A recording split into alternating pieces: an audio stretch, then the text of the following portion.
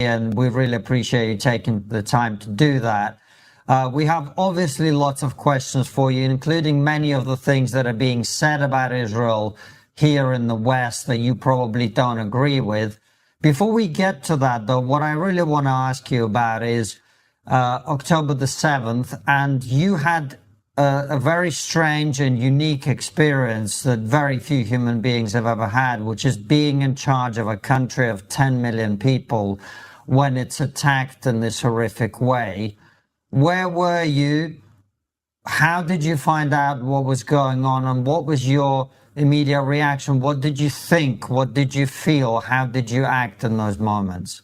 Well, it was 6:29 and Shabbat, Saturday morning. Got a phone call from my military secretary informing me that we've just been invaded by Hamas. The first thing that I asked was, is it a full-scale invasion? He said, looks like it. And I said, can we get the Hamas leaders? But subsequently, I made my way to the military headquarters of Israel in Tel Aviv, called for a general call-up of our reserves, hundreds of thousands, and declared war, and then proceeded to focus on the mission of winning that war.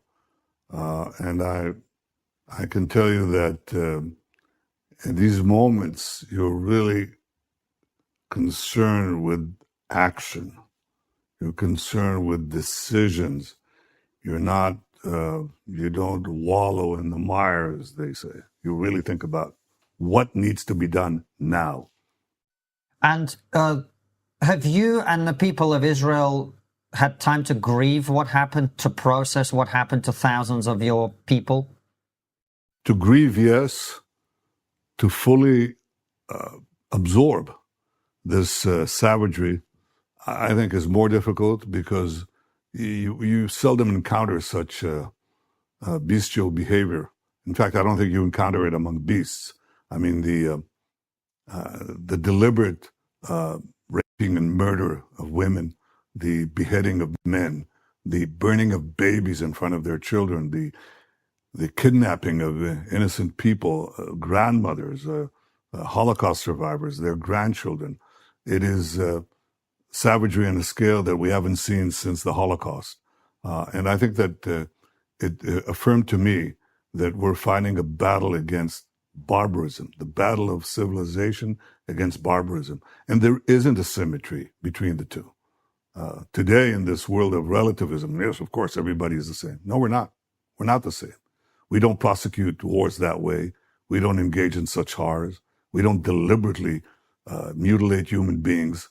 This is not what distinguishes our actions, but it distinguishes theirs, and they do it with a fiendish glee. They come with GoPro cameras. This is savagery on a scale that is hard to absorb. But I'll tell you what it taught me. It said to me that we're not merely fighting the battle for our survival. We're fighting the battle for civilization against barbarism. And that was true in the beginning of the war. And it's still true today, even though some in the West refuse to acknowledge it.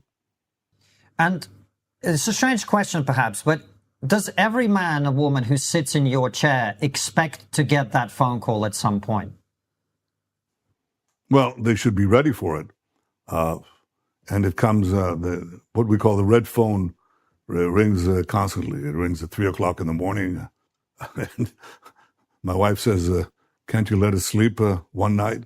And the answer is not many. There are these interruptions because Israel is a country unlike any other. It is still surrounded by enemies committed openly and sworn openly to its destruction. And therefore it has to be vigilant and protecting itself constantly. And that's the first role of the Prime Minister of Israel. And since October the 7th, your forces have obviously taken control of significant swathes of Gaza. Your intelligence operatives have secured caches of documents and information, phone calls, intercepts, etc. What do you now know about how this happened, why it was able to happen, including, you know, what happened on the Israeli side to make this possible? What do we now know about October the 7th that we did not know on October the 8th? Well, what happened on the Israeli side needs to be investigated by an impartial commission because it should be investigated top down, prime minister down to the last pertinent official or military person. That has to be done. But right now, what we do know and what we learned is that this was part of the Iranian terror axis. Iran had built this network of proxies with the goal of annihilating Israel by a simultaneous invasion from the south with Hamas, from the north with Hezbollah in Lebanon, with simultaneous pelleting of Israel massively with ballistic missiles, with rockets from their various proxies, not only Lebanon and Gaza, but also from the Houthis in Yemen, from militias, Shiite militias in Iraq and Syria, and from Iran itself. So this was meant to be a simultaneous surprise attack that would hobble Israel and destroy it. I think what happened was that they discovered that basically Yahya Hamas fired too soon. He didn't coordinate. The plan was there. Everybody knew that the plan was there. But for some reason, he went out and fired the first shot too early. And in many ways, I mean, it cost us a horrendous cost of 1,200 innocent people murdered savagely. But it also gave us the time to block a potential invasion from Hezbollah and to organize the counterattack, which we proceeded to do from day one. Prime Minister, I know this might feel like a strange question, but I do think it's important, and it's a question many people are asking, is you clearly have incredible penetration of the Islamic Revolutionary Guard in Iran. You have incredible penetration of Hezbollah. I don't know how embedded your operatives were within Gaza and Hamas. How did your intelligence services not see this coming? I mean, you've talked often about the fact that the London Underground is smaller than the tunnel network in Gaza. How come you didn't know? And if you did, how come it was not a red flag that all of this was about to happen? Well, all of that, I think, will be answered by this impartial investigation. But I think part of it was a mindset that said that Hamas is deterred and Hamas is not going to do it. And that's a very big part of it. But on day two of the war, I said when Hezbollah joined after day one, they joined day two. And I said, we will change the face of the Middle East. Because for me, it was very clear that we were not only fighting Hamas, but we were fighting Iran with its various proxies, this noose of death that they wanted to strangle us with. And I think that that's the larger understanding that everybody has today. I don't think many people believed me at the time, but it was obvious to me that it's not enough to hit very hard, hit Hamas and hobble Hezbollah, but that we'd have to deal also with their sponsors and the larger axis that made this possible. So I think those lessons have been learned, certainly by Israel, and by acting against Iran's terror axis, which is meant to ultimately to conquer the West. That's what these people think. That's what they believe in. It's irrational. You say, do you believe that? Can you believe that people would actually think we'd deliver death to America and we'd destroy Europe? No, they couldn't possibly mean that. Well, what do you think? Do you think they mean it or not? Well, they keep chanting it, so I'm tempted to believe them, yes. So when you believe them, exactly the point. When you believe them, then since I believed it, I think that what we had to do was ultimately take on Iran itself. And of course, on day two, after you suffered the worst attack on Jews since the Holocaust, it may seem, a ridiculous goal, an imaginary goal. No, it wasn't. It was very clear. We'll turn back. Israel will recover very quickly, and fight back and demolish Hamas, and then demolish Hezbollah, and then demolish the Assad regime, and then hit very strongly, hit Iran in ways that surprised the world. And I'm very proud of the people of Israel who stood fast, and I'm very proud of the soldiers of Israel. I call this incredible 12-day war with Iran, I call it the Rising Lion Operation. And I did that because in the Bible it says that the people of Israel will rise like lions. And that's exactly what our soldiers did. And I'm very proud of them. Let me introduce you to the people I work with to protect my family against financial instability. And before Francis takes over, I have one more question. I think even your worst critics wouldn't deny the incredible success you have had in taking down the Iranian proxies and Iran's capabilities itself. But one of the things that we have heard here in the West, and I wanted to get your perspective on it, is that in the run-up to what happened on October 7th, for many, many years, Israel was allowing, the Israeli government was allowing Qatar to pump money into Hamas and using that, in effect, to strengthen Hamas against the Palestinian Authority to prevent a united Palestinian state. What do you say to those claims? Well, I think it's hogwash. I mean, we're stuck with Hamas. I was actually against leaving Gaza and resigned from the government when it did so, when it decided to tear out the settlements, because I said this will be overtaken by Hamas, and Hamas will use it as a platform, will use Gaza, a de facto Palestinian state in Gaza, to pellet us with missiles and rockets, the surrounding cities. This was poo-pooed by the government at the time. I thought it was...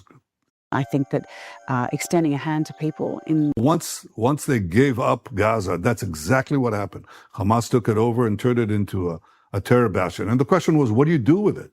Well, there were various theories. One of it was that you have to aid the civilian population in such a way that you don't have diseases. So you've got to take care of the sewage, you've got to take care of electricity, you've got to make sure there's no famine there. And that was the policy that advocated giving money, which was partial money, by the way. Of all the money, the billions that went into Gaza, this was a fraction, and it was monitored. So it didn't really make the difference. And it also, what did they do with the billions that they got? Not from Qatar.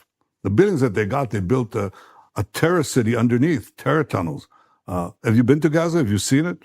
No. You're both welcome to come, and I'll make sure that you have a chance to see it. But you got to see the unseen underground city that they did. So they built tunnels with the vast aid that they got from elsewhere. I didn't believe that Hamas was going to make peace with us. I thought Hamas had to be constantly cut back. I myself, of the 4 military operations that we had since the rise of Hamas, since its takeover of Gaza, I led 3 operations to cut them down, not to accommodate them, killed some of their senior leaders. But there was a question whether we had the consensus, both national and international, to go into Gaza and wipe them out. And the answer was, we didn't have it. After October 7th, that changed. We had that consensus, at least for a while, until the Western leaders buckled. But that doesn't change our understanding that we have to get rid of Hamas. Did you know about the terror tunnels before October the 7th? Were you aware that they were building them? Yes, of course. We knew. We didn't know the full extent because it's underground and there are limited ways. I think Israel has very good intelligence, but intelligence is collection, and that is always limited. And then you have to have your assessments. That is also limited. Yes, did we know about underground tunnels? Of course. Yeah, we knew it. Yeah. Prime Minister, you've just used the words, the Western leaders buckled, and I'm assuming what you're referring to is Keir Starmer's statement on the 25th of July, where he said that the UK would recognise a Palestinian state. What is your response to that? And do you think that is just going to essentially encourage Hamas to continue their resistance? Yeah, of course it does. I mean, look, they commit the greatest savagery against Jews since the Holocaust. And the Prime Minister of Britain says, we'll reward you with a de facto state, which is what? Which is committed openly to repeating the October 7th massacre over and over and over again. And they say, well, no, look, we recognize Israel's right to defend itself. They always add that. You hear that, right? Mm-hmm. Yeah, of course. Yeah, of okay. Course. Well, they recognize Israel's right to defend itself as long as Israel doesn't exercise that right. So now let's imagine what would be the response of Britain if, in your case, about 15,000 people or 10,000 people would be butchered in one day, and you'd have, 2,500 hostages taken.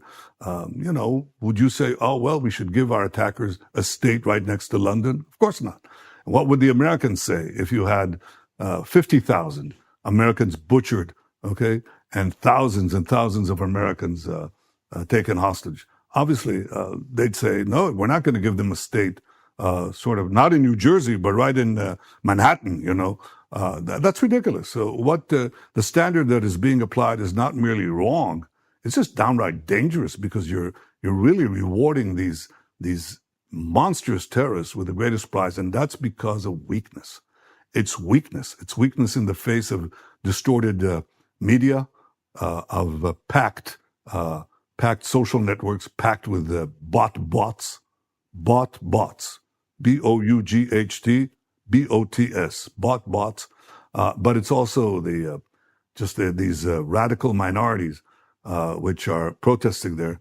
And by the way, you should ask your Starmer. Here's a suggestion. Ask him, okay? What do these protesters say about Britain? I know what they say about Israel. Israel has to be destroyed from the river to the sea, You think this is a massive continent. It's all of 30, 40 miles, okay? Mm-hmm. But what do they say about Britain? Well, Britain should go down. What do they say about the UK? And the same for the protesters in the US. They burn Israeli flags, they burn American flags, and they burn the UK flag. So they're basically a hostile minority supporting monstrosities. And I think that it's shameful the way that the Western leaders in Britain, in France, in Canada, in New Zealand, the way they buckle under. They don't have, Europe has gone through the destruction of the Jews. 80 years later, that's what they have to say. They attack the Jewish state and they give a prize for those who would destroy the one and only Jewish state. Shameful. But, Prime Minister, they would say that the amount of casualties that have now been inflicted upon the Palestinian people, the suffering that the Palestinian civilians are going through, that your phone can instantly turn into a tablet.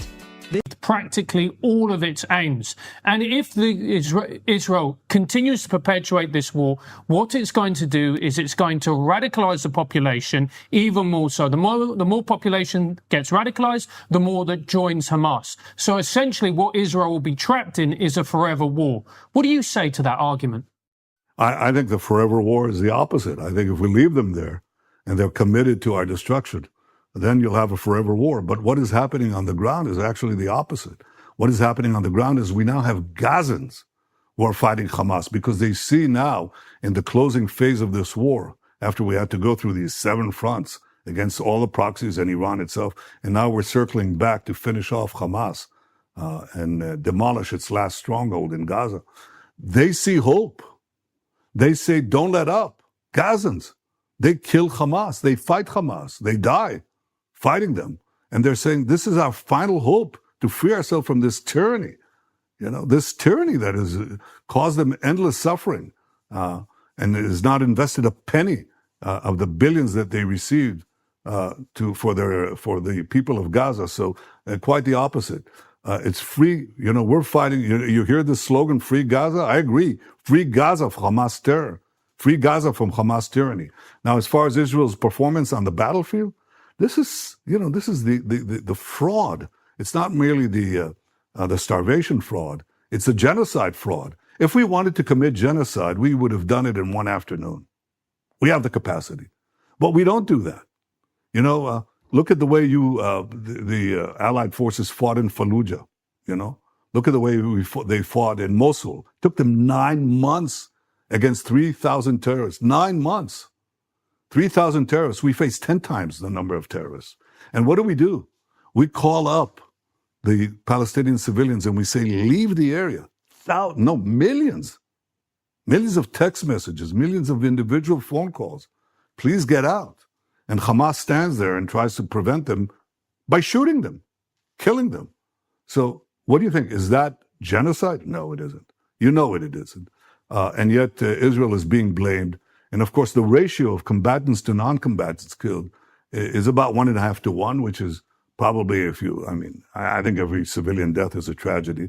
We do everything we can, as no army has done in history in such dense urban warfare, to prevent it.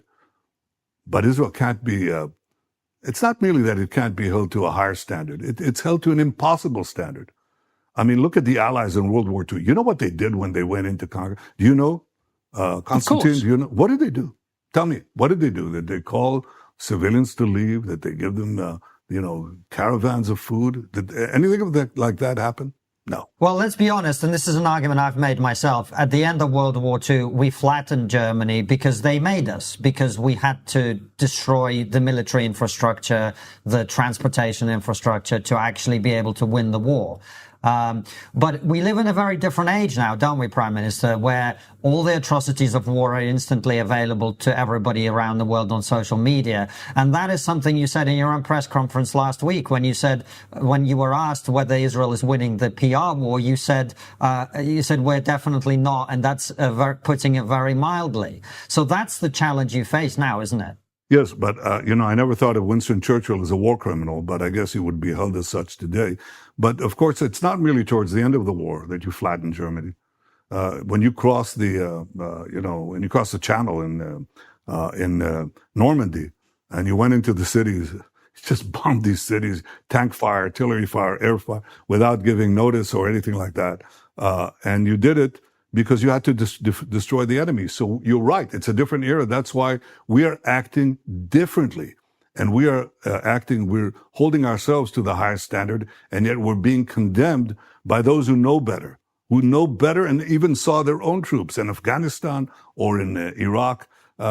Be that as it may, it's very hard to fight the deception, the lies, the starved children, the pictures of starved children who turn out to have cerebral palsy or other congenital diseases that leave them emaciated. And Israel is, of course, accused of starving children, pretty much the way that in the Middle Ages Jews were accused of killing Christian children for their blood. So, what do you do against the lie that circles the earth 10 times before the truth has a chance to emerge? You have to shorten the war as speedily as possible. And frankly, we also have to do something about the algorithms and the social networks. This is a big challenge. I don't want to dismiss it. But look, we Jews have been fighting and losing the propaganda war for about 2,500 years. Well, what's different now is that we're winning the ground war.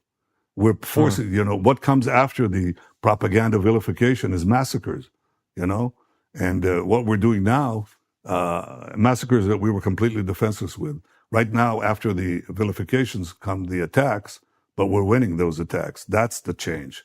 And the faster we win, I think the faster the propaganda war will dissipate. There are critics of yours, Prime Minister, who will say, well, part of the reason that Israel is losing the propaganda war is when you have ministers like Smotrich making incendiary or inflammatory comments, and there doesn't seem to be any particular pushback from your government to this. They go, well, what does a Prime Minister really believe? Well, what I believe I say. In a parliamentary system, people are free to say. Sometimes they say things they don't quite mean. It happens all the time. It happens in any parliamentary system, as you know, and it happens in Britain too.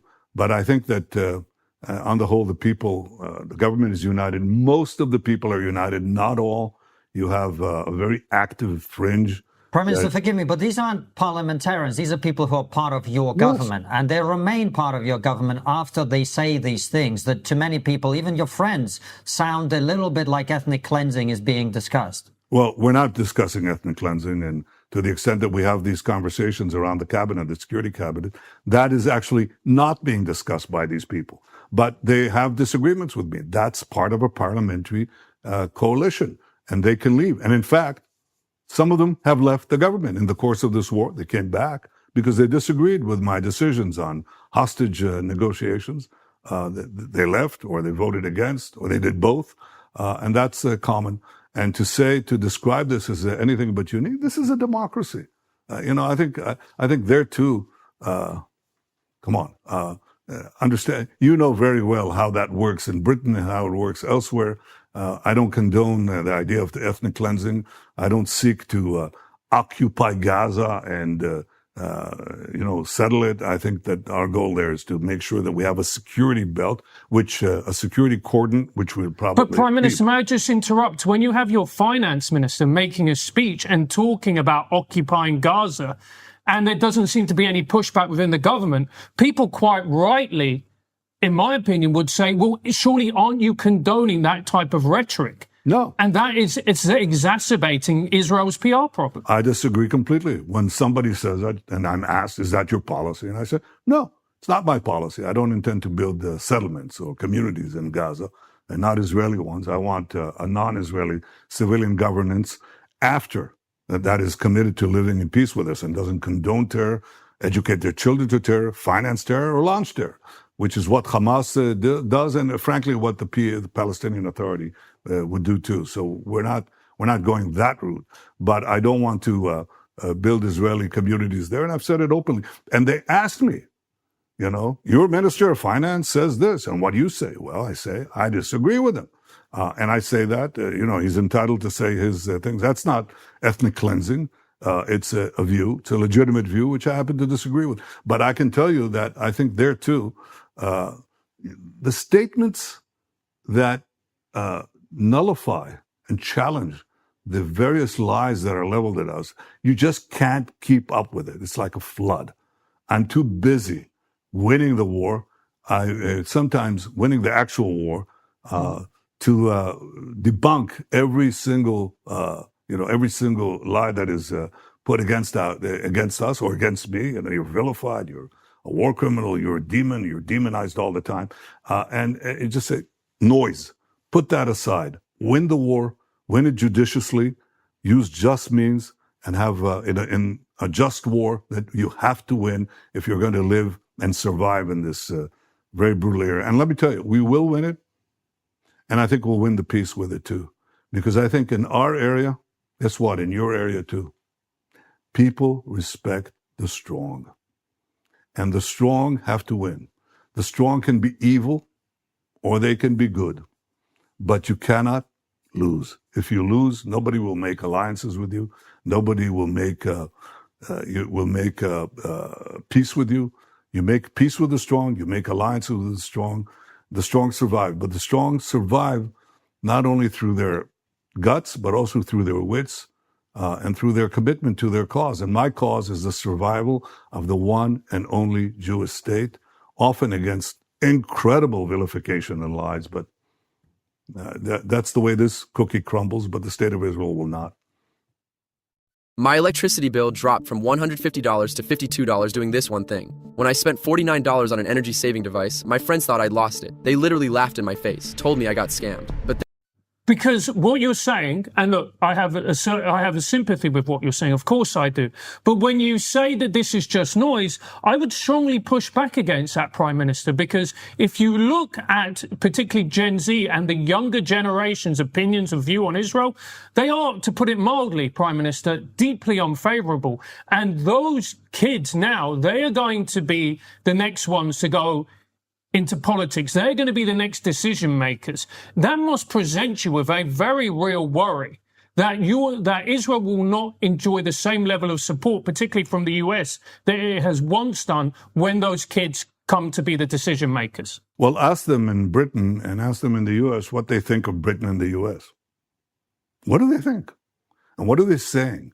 There's a big campaign, and it's organized and systemic and it's financed, to tear away traditional elements of support from Israel. It's not just happening by itself. A lot of it is organized. And if it's organized, you can counter it too at the appropriate time. You just have to concentrate your attention to it. And I agree with you that it's an important point. And I'll tell you what they're saying. They're saying, for example, those in America are saying, we're pro-American. You're pro-American? And you attack Israel that is fighting the people who try to assassinate President Trump twice, not once, who bombed American embassies, who murdered 241 American Marines in Beirut, who murdered and wounded thousands of Americans in Iraq and Afghanistan with Iranian IEDs, Iran that chants death to America, death to the traitors, to the heathen, and so on. This is the people you support, and in fact, that's where the support. Not only that, you heard some other outlandish things that they do. I mean, they're some of their most prominent spokesmen. They say, well, Netanyahu is trying to drag Trump into a war. Did you hear that? You hear that one? Mm-hmm. Yeah, well, okay. And what do I want to do? Because I want ground troops, American ground troops, boots on the ground to conquer Iran and bring about regime change and all that nonsense. And thank God President Trump has proven an exceptional friend of Israel, an exceptional leader. And he did exactly the right action, the precise action using American power, and came in, I think, in a very forceful but judicious way. I think we've been very fortunate to have a leader in the United States who doesn't act like the European leaders, who doesn't succumb to this stuff. But if you're telling me that there's work to be done on Gen Z and across the West, yes. And by the way, it's not only our job. We are, as your colleague Douglas Murray has said, we're the litmus test for the survival of the West, because these people are against the West. They're not for the West. They're against the West. And there's the horseshoe effect of the woke left meeting the woke right and challenging the basic precepts of Western civilization. And I think that has to be challenged not merely by Israel or by me, but by you. And I know that you're doing it, and I want to commend you for doing it. Well, we've certainly been challenging the woke right, and that's one of many critics, but we'll continue to do it. Prime Minister, I know you're limited on time. We'll just do a couple more questions, and I want to ask you about the future. And I know that if I say to you, well, what does the future of Gaza look like? You're going to say, we got to destroy Hamas. We agree. You're going to say, we want the hostages back. We agree. You're going to say, we got to demilitarize Gaza so they can't do October the 7th again. We agree. And then you're going to say, and then we need a civilian government in Gaza that's not hostile to Israel. And that's where you lose me, Prime Minister, because I look at the opinion polls, I look at the people celebrating October the 7th in Gaza, I look at the fact that thousands of civilians crossed into Israel on October the 7th to commit the atrocities that were committed, and I go, these people hate you. They hate you, they hate Israel, and they hate Jews. How are you going to have a peaceful coexistence with those people, particularly given the fact that, as Francis mentioned earlier, they have been very heavily radicalized, not only through the education system, but through the fact that they've been on the receiving end on Israel's war effort? Well, I think what you're pointing out to is that you need also a program of de-radicalization. Now, has that been done in societies that have been conditioned to hate their adversaries? Yes, of course, it's been done in two places prominently, in Japan and in Germany, but it's also been done in the Middle East. Mm-hmm. I mean, there have been very noteworthy programs, successful programs of de-radicalization in some of the Gulf states, which are actually proving to be to break the this prototype of Arab societies that cannot seize the future. I'm not saying they're model democracies, mind you, they're not, but they certainly want to seize modernity and not go back to the savage and early medievalism that the Islamic fundamentalists want to drag us all to. So I think that there's a need for de-radicalization. It has to be part of the reconstruction of Gaza. You not only reconstruct Gaza, you also de-radicalize Gaza. It's going to be a heavy lift, but it's necessary, and it can be done. Prime Minister, final question we ask all of our guests on the show is, what is the one thing that we are not talking about as a society, and in your case as a civilization, I would say? What are we not talking about within Western civilization that we should be talking about? Today's hair clippers are so powerful that they... History, history, and history. This is an ahistorical generation that is being raised here. And if its sense of history goes back to breakfast, you're lucky. And unless you know how we got here, you don't know how to proceed from here. And that is, I think, lacking. Not lacking on your part, obviously, but would you agree? I certainly would, but can you flesh that out for us? What are the lessons you would want people to take from history that you feel that they're not? Well, I'll tell you the lessons that we, the Jewish people, took from history. Number one is when somebody says they're going to annihilate you, take it seriously. Don't wait for them to do it, but prevent them, as we did in the remarkable action that we took against Iran, because they were developing nuclear weapons, and they were going to have 20,000 ballistic missiles, 1-ton ballistic missiles, that on a country the size of Israel, which is tiny, it's like the size of Wales or New Jersey, that would obliterate us. So we had to take action, and we didn't wait for them to annihilate us first. And I think that I think in general, for the democracies, I would say, well, how about remembering Churchill's warning? he said that the democracies fall into the slumber of democracies. And he said that it's only when the jarring gong of danger wakes them up that, they do something about it. Well, they might sleep through the jarring gong of danger because I think it's gonging well enough right now. You have these Islamic radicals, Islamist radicals that want to tear up Arab society. They want to subjugate all the Muslims. They want to destroy Israel. They obliterate Christians one after the other. And they say they're going after you. They're developing intercontinental ballistic missiles that can reach into Europe and soon into the United States. And Western leaders can go on blaming Israel for this, for fighting this common menace, or they can do something about it. And it remains to be seen whether they've drawn the lesson. But we've learned the lessons of history. Somebody says he's going to kill you, wake up in time. And you know something? That's from biology too. For an organism to survive, it has to recognize danger in time. And it has two options at that point: to fight or flight. Flight or fight. And we have nowhere to flee. We're in our ancestral homeland, and we're not going anywhere. So we fight them, but we're not fighting them only on our behalf. We're fighting them on your behalf too. And I hope that you have the opportunity to carry this message far and wide. So I thank you for this. Thank you for your time, Prime Minister. Thank you.